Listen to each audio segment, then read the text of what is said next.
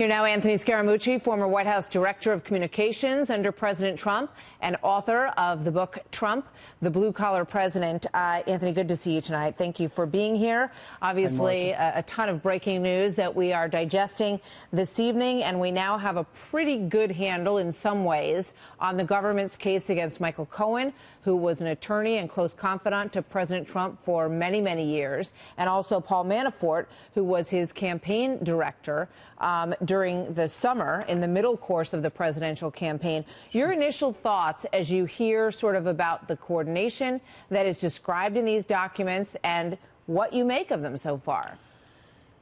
Well, I mean, you know, I've said all along, I think a lot of people agree with me that the president really doesn't have a criminal problem or a legal problem per se. What he actually has is a political problem. And so if the Mueller report comes out and recommends, let's say, an impeachment process, well, then it's got to go through the House and Senate. And so I think the stuff that you saw today, and I think the president sort of indicating that with his tweeting, that he feels exonerated, he feels that he's going to come out of this thing unscathed. It'll remain to be seen what evidence is in there that could paint the president in a bad light, because obviously now, whether it's Michael, I don't know in Paul's case, but it certainly seems like in Michael's case, that he's shed some information about the president that could be negative about the president and some of the things the president's done personally. But again, I don't think that this is going to affect the presidency or President Trump's agenda. Moreover, he picked up seats in the Senate. A lot of people don't like talking about that, but he definitely had that electoral success last month.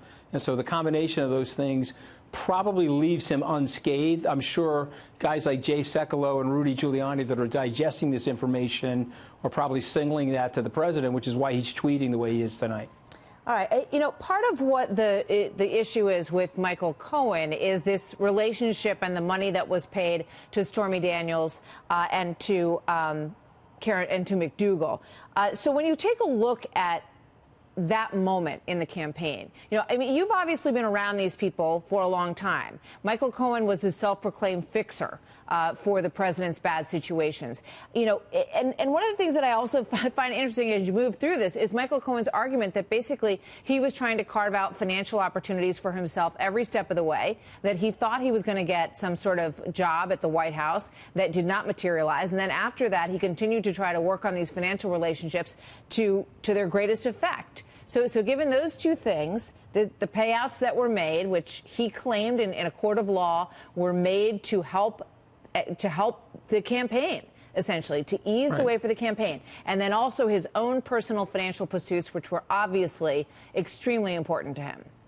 Okay, so let's break it down because I think we have to separate everything. Let's talk about the payments. And so what you could say on the payments is that if that was the president's operating procedure prior to him being president, he may be inside the circle of safety as it relates to criminality or a campaign finance violation. As it relates to the activities that Michael was pursuing, straddling between the campaign, possibly in the administration, or working as a de facto lobbyist and or advocate for people outside of the administration, let's say, it's unclear how the president is implicated in any of that. And so it doesn't smell great. I'm not one of these sycophants, Martha. It's probably one of the reasons why you invite me on. Stuff about this I don't love. But as it relates to criminality and the material test that you need to indict a president, and even if you can indict a president or impeach a president, it's not there yet. And so that's not to say that there won't be more shoes to drop. But today was not a bad day for the president, given all of the speculation that's been in the media. If you look at it crisply and analytically and objectively as a legal person, it wasn't a bad day for the president. Some of it doesn't smell great.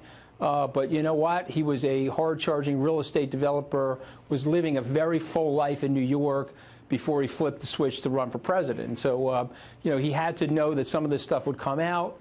I think he's surprised. What bothers you? You say some of this stuff bothers me. What do you mean by that? Well, I think it would. I think if you asked the average American about paying people like Stormy Daniels or the other woman from Playboy, the average American would say, okay, that's a little bit of a rough thing. That's stuff in his personal life that should probably be carved out and away from his political career and who he is as a politician. But they would probably say, okay, that's not probably casting the president in the best light. But as a legal person and somebody looking at it from a criminality test, did the president do something criminal, or could the president be impeached as a result of that sort of stuff? You know, I think that would be a very bad strategy for the Democrats that are going to control the House come January. Yeah, absolutely. And I think it would just lead to a doctrine of unintended consequences. One thing you have to remember about the president: he's a very adaptive guy. He's a very persuasive guy, and he's gotten a lot done for the American people. And so once the headwind of this Mueller investigation goes away, I think you'll see his poll numbers going up. Well, he's said all along that it's a witch hunt. Tonight he's tweeting, totally clears the president. Thank you. And that really was just digesting the Cohen documents, not so much at the point where we had all of the Manafort documents there. I want to ask you, because you were communications director for a short period at the White House, and you know all of these players very well.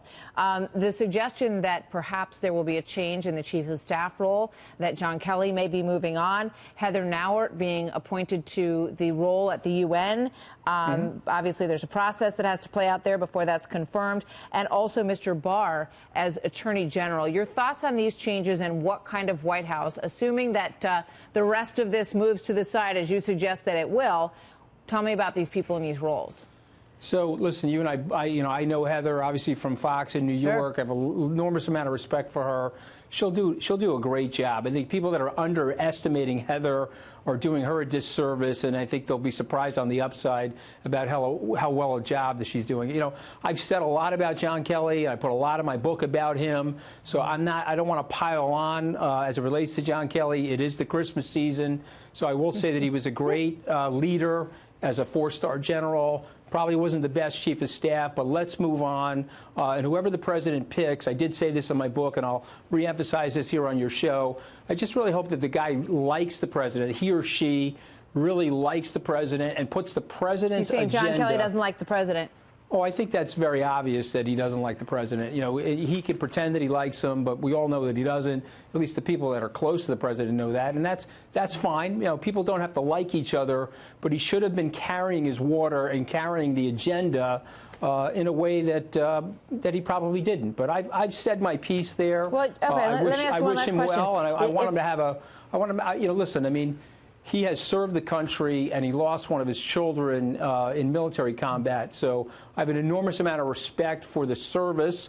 I wasn't in love with the way he treated me. There was no need to fire me like that.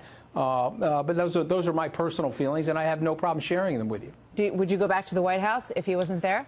Well, I wouldn't get offered that. Like my wife always says, of course he would go back to the White House. Don't listen to him. Don't listen to his spin. But you know, the chance of me being offered an opportunity back in the White House, I got it at less than zero. I'm certainly enjoying being back here in New York. I'm in Washington today.